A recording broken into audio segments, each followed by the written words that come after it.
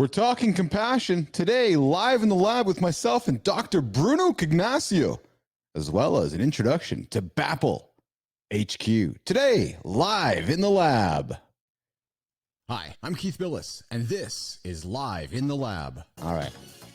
A little bit of weirdness in front of the camera there for anybody who's watching. So I'm like, hey, where's the button? Where's the button? I can't get it going. How did you go viral on TikTok? You were on America's Got Talent. How much did you get paid to be on AGT? Oh, you didn't get paid. Keith and Steve here in Live in the Lab. You're a great interviewer. I love it. 48 miles, 48 hours. And not just once. You ain't seen nothing yet. I hit 50 last time, and I'm like, yeah, things are a little different than they were 10 years ago. So trust me, things are to keep. You have no time for the BS that much of society seems to put on the table. Why is that? What you're talking about is real right now. There's just no bullshit here, but it's just real. We brought you in with some Marley. I said, Joseph, let's talk music for a second. You said, Keith, oldies, 60s, 70s, and 80s. I've never talked to a sir before. Why are you a sir? In many ways, we're the same story. I came from nothing. You came from nothing. I think the old saying goes that if you want a trophy, you climb Everest. If you want respect, you climb K2. I've built an AI myself, and it's pretty fascinating when you can have a conversation with yourself with your own knowledge. Have you done that before? Why are we rushing to make these tools if all they're going to do is hurt humanity? Does the world need an Oppenheimer moment with AI? What a fun show. Hey, there's that guy. Keith Bilous here, coming to you live in the lab. Kicking off a week. Boom. Some nice tunes bring us into the moment today. Hey, Dr. Bruno Cagnacio, jumping in today into the lab. Him and I sat down last Friday, a couple days ago. Don't want to date the show. A couple days ago, we talked compassion. This guy, every decision of his life comes from the position of compassion. His values, his beliefs, everything he talks about comes from that understanding of compassion first. It was quite a remarkable conversation. The awareness he brings to his life around that topic was quite remarkable to me. I've sat with, I think, over 100 guests in this chair here since we started the show. And we talk about compassion. We talk about empathy. Dr. Bruno actively studies it, practices it, and lives it daily. So that's coming up here in a few moments. Dr. Bruno Cagnacio, or as he said, just call me Bruno. Coming up here in a few moments. But I want to take a few moments before we get into the chat with Bruno to get into Bapl HQ. We launched it quietly on Friday of last week. Again, dating the show. I know we go, if you're listening to this on Monday or Tuesday or Wednesday, who really cares? We just go live every day. We drop shows every single day on Apple, on Spotify, on YouTube, everywhere. And I encourage you to subscribe. Subscribe to the YouTube channel, Keith in the Lab. Drop your email in the old inbox inside.bapl.ai to get content delivered to your inbox. Leave reviews if you hear the shows, you like what you're hearing. Be really helpful if you'll pop on over to Apple Podcasts, Spotify Podcasts, and just say if you're liking what's going on. And if you're interested in being a guest, come knock on our door. Love to welcome interesting people for interesting conversations. That is what we bring here to the lab every day. Okay, so Bapl HQ, the world's first hybrid workspace for people who are looking for a place to belong. So let me draw a comparison for you. You know how the real world has shared workspaces? You know how the real world had WeWork, Adam Newman and the gang. They said, hey, you're a remote worker, you're a displaced worker, you work from home, you're an independent solopreneur, you're an entrepreneur, you're looking for a physical office, not only to hang your hat, but for a place to socialize, for a place to network, for a place to connect. We know those places exist in the real world. Last week, I'm pleased to say, we launched Bapl HQ, the Business Athlete Performance Lab headquarters. A virtual space, hybrid space for all of you hybrid workers, all of you creators, all of you entrepreneurs, all of you athletes, retiring athletes, all of you humans looking for a place to belong.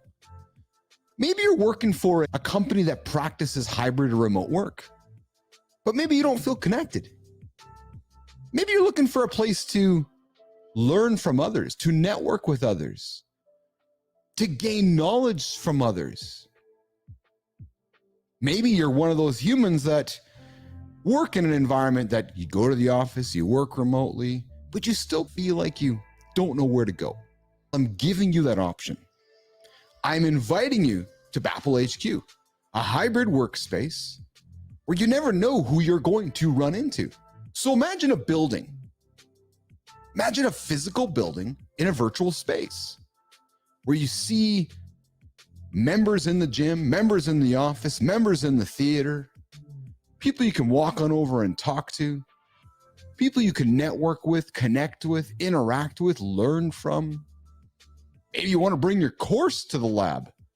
Maybe you want to do your course in Bapl HQ. So if you're one of those remote workers, hybrid workers, creators, solopreneurs who struggles sometimes with accountability, maybe you struggle with showing up. Maybe you struggle with recognizing that, man, it's Thursday this week. I don't know if I can just do it today. Oh, I'm having a tough day. I wish there was somebody to hold me accountable. I wish I was working in an office. I'm giving you the space.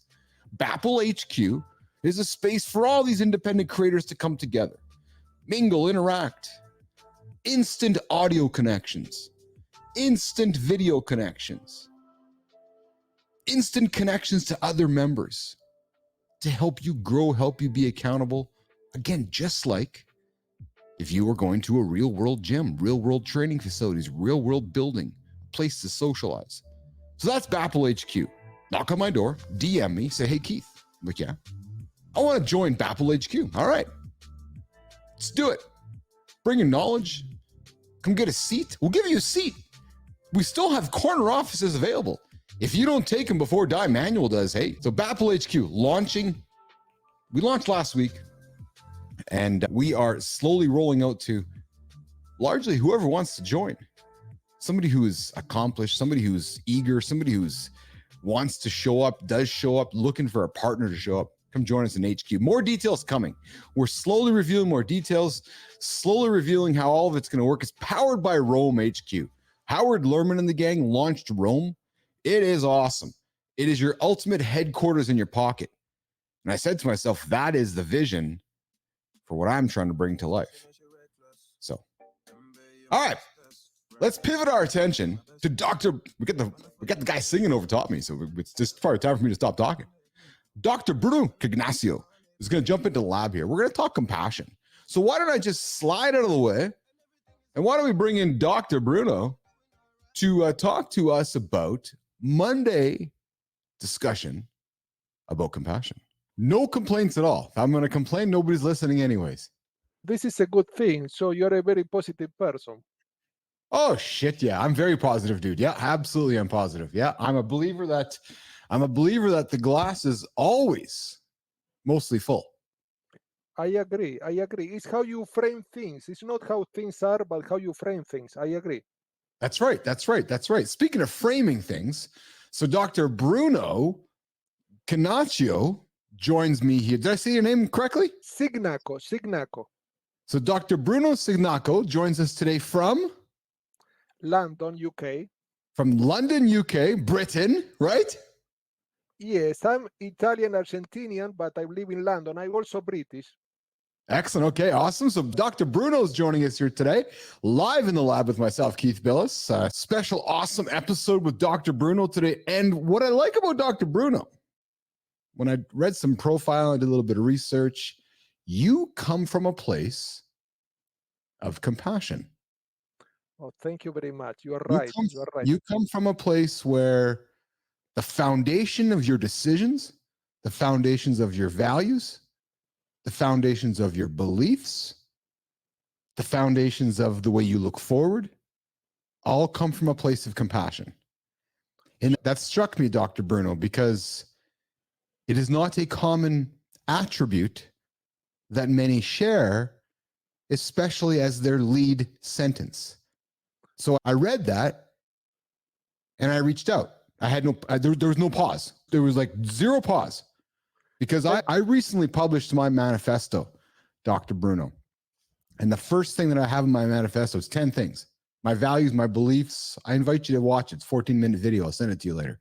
The first thing I believe in is just humans and wellness first, lead with love, kindness, good manners, the simple things that humanity seems to have forgotten along the way in the last, I don't know, 100 years, Dr. Bruno. You can call me Bruno. You know what I mean? I really believe that. So people like yourself who lead with compassion. I agree, but I want to add to your important comments is that compassion and love and support, care, kindness, all these are values or principles that build strong relationship with people around us. But also, if you are in business, this also build strong business relationship with different stakeholders like customers, suppliers, employees. This apply to business relationship and non-business ones. And you are right that is one of the most important principles that seem to have been forgotten. And why people forget this principle? I have a theory that I have been testing is that people tend to be less compassionate by default because they are continually distracted, continually lot of stimuli, social media, a lot of images, internet, lot of options, publications, and people get to tend to utilize their time in the wrong way. I'm not saying that social media is not important, but if you focus too much on social media instead of focusing on people, on real people, flesh and bone human beings, this is where forgetting something very important. But also another point is that people seem to have very little time. This means time for important things. They believe that relationship built up by themselves, but this is not true. Relationships are like a, for example, figuratively speaking, like a plant. You need to tend this plant every day. You have to water this plant every day. It's not one-off interaction. And there is another important point, according to my research, uh, that is that relationship can only succeed in business or close circle can only succeed when both participants in this relationship, both parties are mutually benefiting from this relationship, what I call a win-win approach. Mm-hmm. One person is satisfied and the other person is satisfied. When only one person is satisfied and the other person is dissatisfied, and this applies to business relationship and non-business one, these relationships tend to break up. The common cause of all breakups of business relationship and non-business ones is one of the parties, one of the participants was not satisfied. This means that they were not enjoying being in this relationship, and this implies that one of the parties was only focused on the short term. I believe that relationships that are of big value are the ones that are from the long perspective. This means that are robust, they are long lasting, and people try to support one another with kindness, with love, but also with compassion that implies understanding how people think, understanding how people feel, and also try to support them when they have some challenges. Because many people tend to focus on differences. For example, we all have different cultural backgrounds, maybe political views, different values, different occupations, different experiences. But what we have in common? We have in common what we call common humanity. We're all human beings with fears, with expectations, with challenges, with bad experiences, positive experiences. Sometimes we are confident, sometimes we are not confident at all. We're faking. Sometimes we feel very hopeful, sometimes we feel a bit down. So this means that this is our common factor. And psychologists observe that when you try to relate to others, focusing on the commonalities instead of focusing on the differences, these relationships tend to prosper, tend to thrive. Instead, when you focus on the differences and you emphasize the differences too much, you tend to bring about unnecessary conflicts.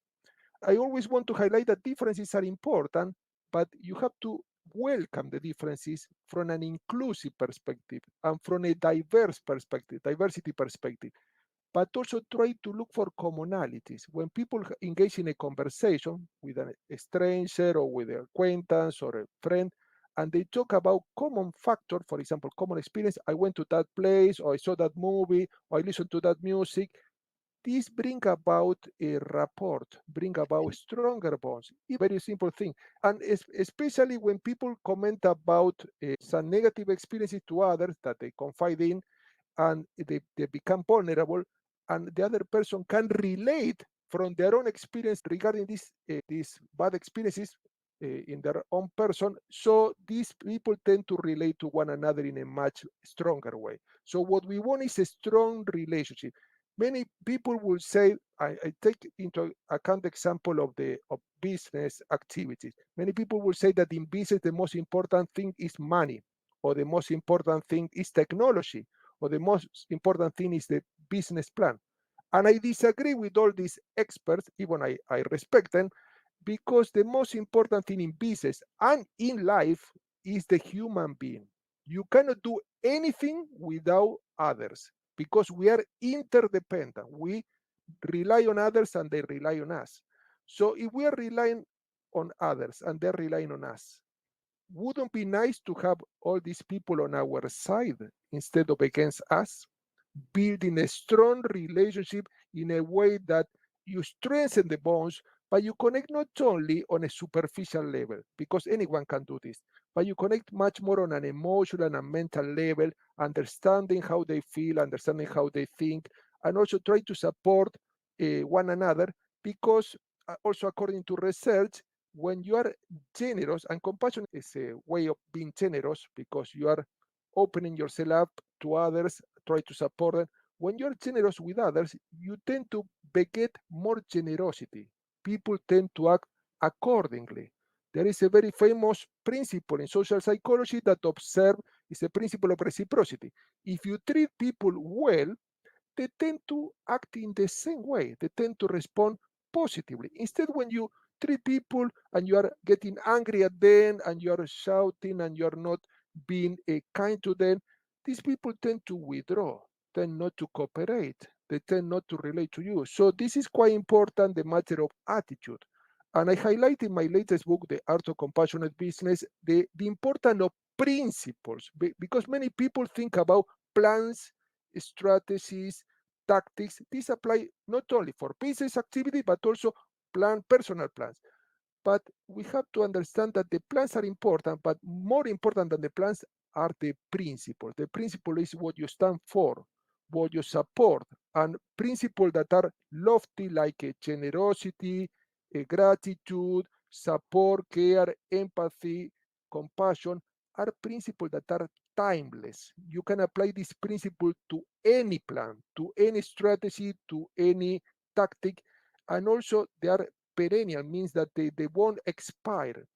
And they're also like compasses, so they give you the direction. So this means that when you have very well set up principles, for example, compassion, gratitude, your strategies, when they are easily aligned to this principle, are more likely to succeed.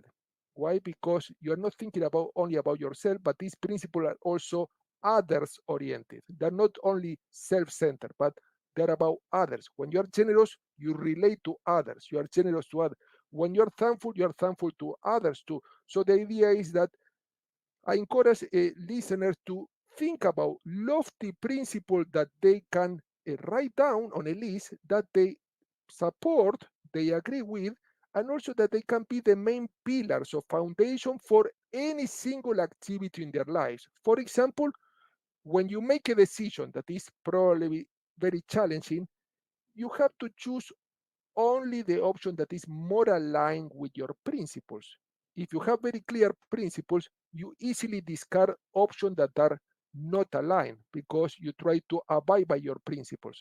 We're talking about lofty principles that you want to attain on a regular basis. You want to take into consideration on a regular basis. I hope that I'm clear with this. Sorry, I lost my spot there. Absolutely. Yes. It's interesting though, Bruno, because I have found myself as a human that the more human, compassionate, empathetic I am, it's like it's become my superpower because nobody else is acting that way these days. It's a superpower. You're right. It's a superpower, and it's a superpower that is so obvious, is in our face. Many people cannot see, like they are blind to this principle, but it's a superpower. Why? Because when you're compassionate, when you're kind to others, when you're supportive, when you are generous and grateful. All these principles that I relate to love, they are like a sub-products of love. When you treat others in a loving way, there's open doors. People are more willing to cooperate with you. This principle generate trust. I study a lot the main factors, the main drivers of trust. And one important factor in trust is when you show yourself in a very authentic way, but also when you think about others. You're not egotistical. You think about others. This means that you think about, as I mentioned, a relationship that could be win. The other party could win and you can win. This is a mutually beneficial. But also people, when you act in a kind way, in a compassionate way, tend to share resources Mm-hmm. in a very spontaneous way.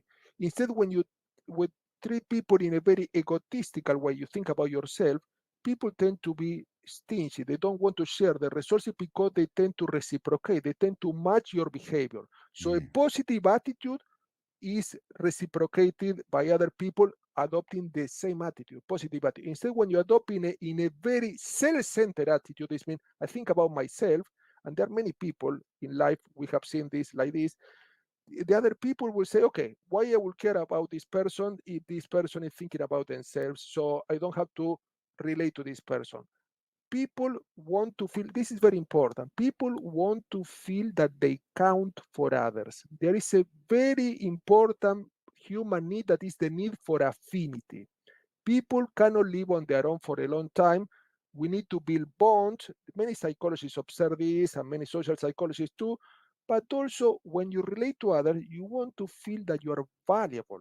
For example, I give you always the example, an employee can be paid a good salary in a company, but if the employees work overtime, contribute a lot to a company, but then the boss or the manager doesn't recognize this employee with a thank you letter or with a bonus or with an event to recognize this employee contribution publicly, this employee, even when they have a good salary, economic needs satisfied, will look for other job opportunities. Why? Because their emotional needs are not satisfied. So we are multi-dimensional beings. This means that we have economic needs, we have emotional needs, you have mental needs, for example, need for mental stimulation, we have social needs.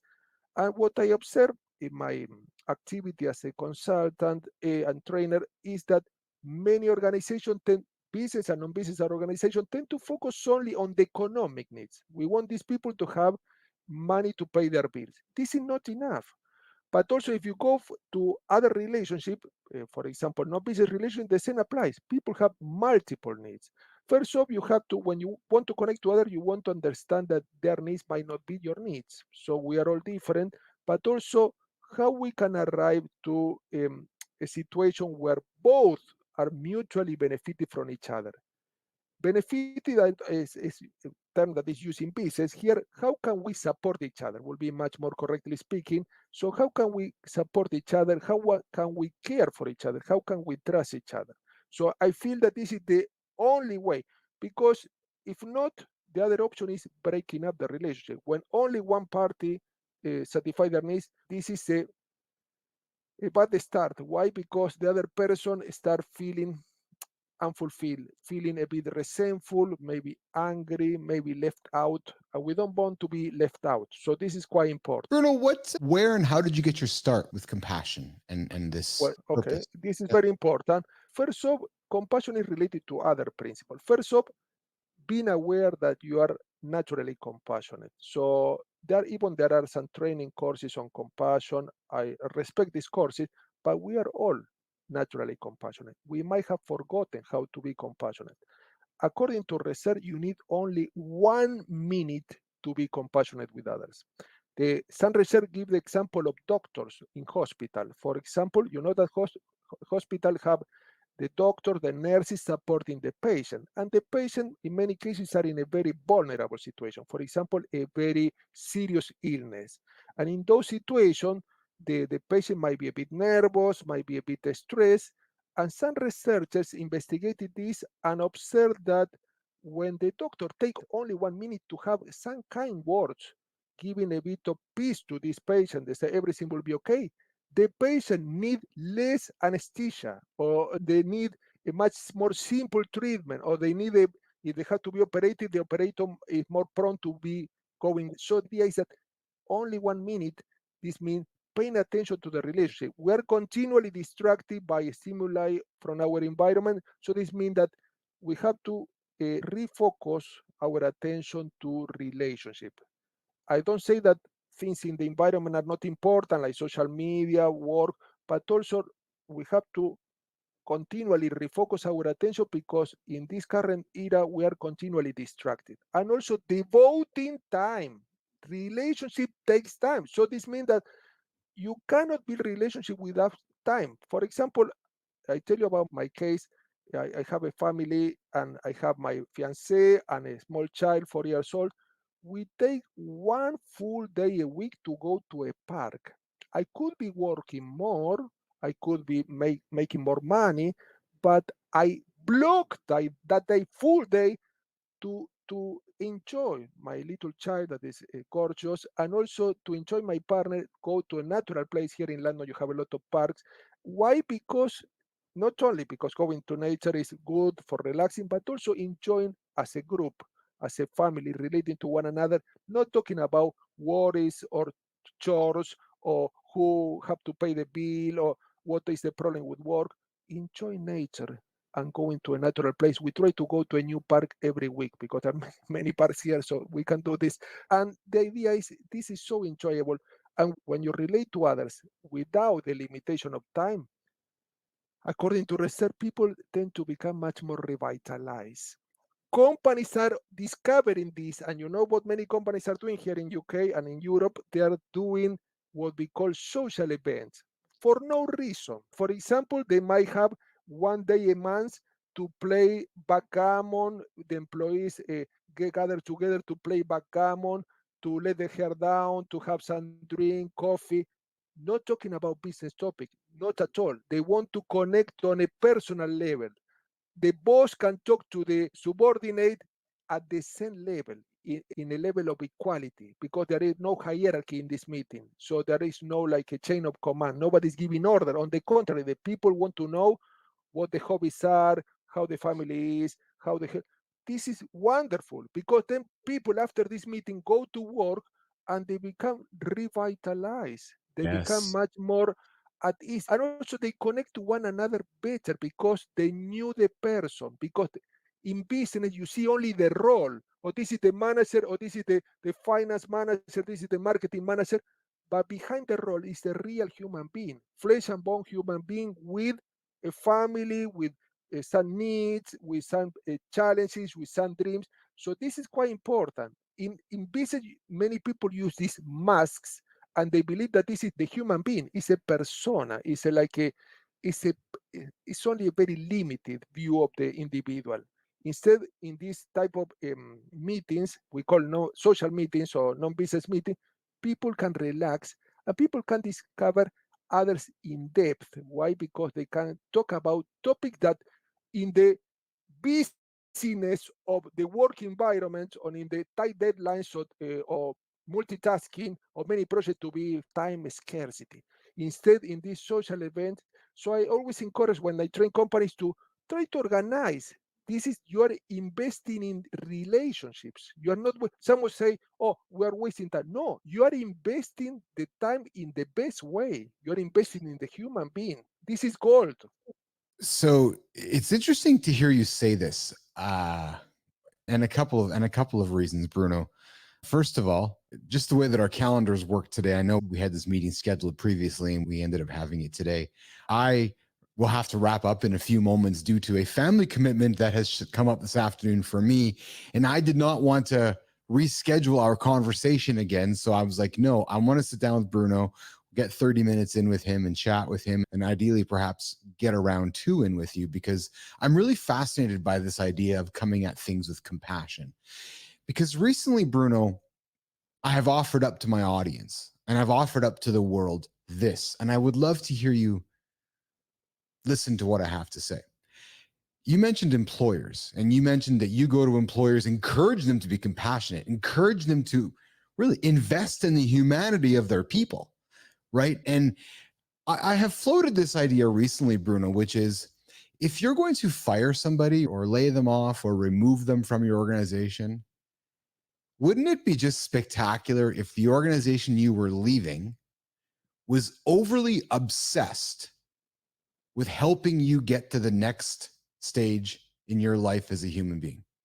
Like leading with nothing but compassion, whether it's not only just making sure you have the payout. Of course, if you had a felony or you killed somebody or you did something egregious to work and they have to fire you, different situation. Even still, we can have a lot of compassion as a human being. But the point is, wouldn't it be exceptional, Bruno, if we said to you, hey, Bruno, you know what? It's not working out. We made a mistake with our relationship, nothing to do with you. We now want to make sure that we put you into a situation where you can succeed, Bruno. Wouldn't that be spectacular if organizations did that? Well, will be nice, but also I see an organization already doing this. I saw one organization, for example, that they have to downgrade. They have to be smaller. They lost a bit of sales, and so when they were to obviously get rid of these employees, before getting rid of these employees, this organization start contacting competing companies to see if these employees that were to be laid off could be reallocated, could be applying for interviews with these competing companies. So this is uncommon. I saw one case, and this is quite interesting because the company, even they couldn't avoid firing these employees, it was a very inevitable situation. They try to do their best to help these employees. And I know that some of the employees have been relocated in the. That's great. This is the way to be, because at the end time, give their best, give their effort, give their heart. These employees were customer officer. They were continually relating to customer. That is a very laborious task, and it's also very emotional laden task. And this company recognize these employees, but relocating or trying to attempt to relocate this employee by contacting, they have a lot of contact with the competing company, and some of the employees were, and also some employees were given a training course free on how to improve their CV, how to engage in conversation, interviews, for example, job interview in a much more meaningful way, much more assertive way. Yes. And this was wonderful. This was poignant. So this was very uncommon, but so very good. Yes. Bruno, I have a responsibility, a fatherly responsibility that I have to go to very shortly. So I'm going to wrap up our dialogue. Would you join me again to continue the conversation around compassion, dig further into it, and peel behind the mirror? I know you've accomplished some. I know that we only got a few minutes on the books here today, but I really wanted to sit down with you and meet you and get some dialogue on the old tape recorder today. Is there anything you want to offer up before we do say goodbye? And don't say it all, because I want to have you come back again. Okay, I can say that I'm very pleased to be here and honored to be here. My research was coronated by my new book, The Art of Compassionate Business, that can be found anywhere. And I feel very honored to be here. And obviously, I'm open to another conversation with you, of course.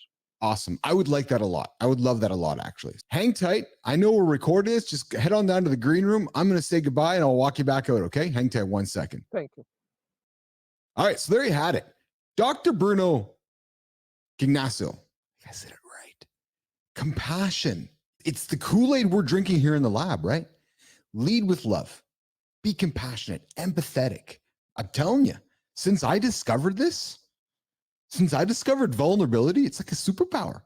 And if you can take some of this from what I'm saying right now, you will outshine those around you, because many aren't drinking this Kool-Aid. Consider it. Hey, I'm Keith Bilous. We sit here Monday to Monday, live in the lab. Sometimes we record this and do it a little later because the calendar's not working out with our guests like we're doing today. I'll see you guys tomorrow, live in the lab.